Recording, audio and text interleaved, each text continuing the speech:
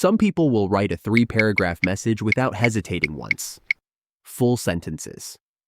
The right tone. Maybe even a joke that lands. And then the phone rings, and something in them goes still. Not because they're antisocial. Not because they don't care about the person calling.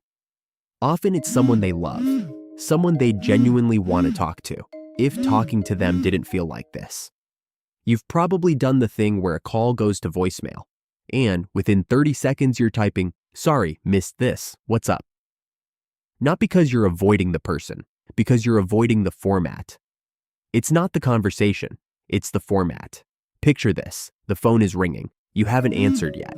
In the 2 seconds before you do, your mind is already working. Who is this? What do they probably want? What tone should I match? What if I sound distracted, or short, or like I wasn't paying attention?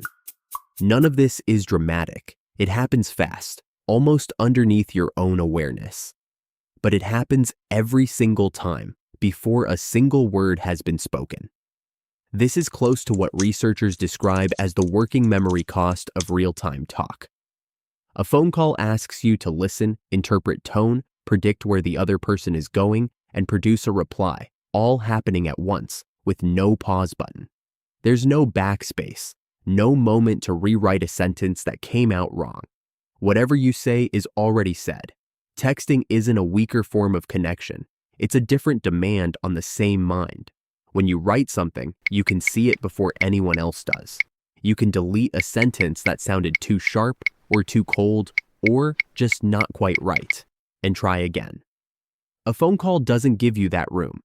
You're performing and composing at the same time, live, with someone listening to every part of it. For some people, that's energizing. The unpredictability is part of the fun.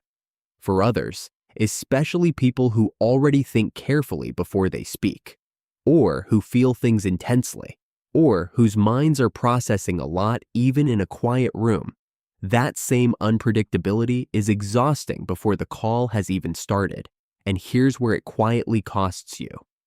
You start screening people you actually love.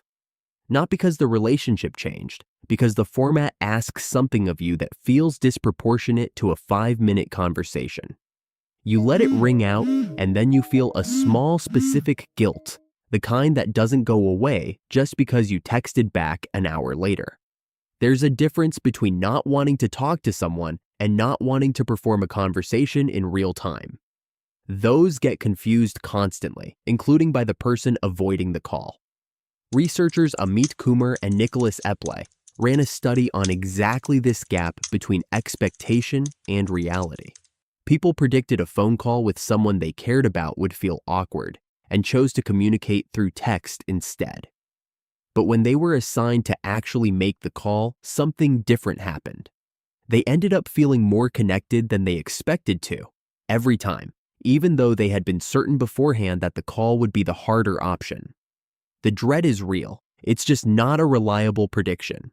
Your nervous system is forecasting awkwardness with total confidence, and the forecast keeps being wrong, in the same direction, over and over. That doesn't erase the dread. Knowing a fear is statistically unlikely to come true rarely makes it disappear on its own. But it does change what the dread means. It's not a sign that the call will go badly.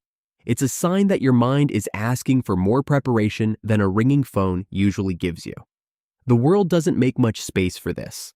Calling is treated as the more personal, more caring option, and texting is sometimes read as distant or lazy, or like you couldn't be bothered.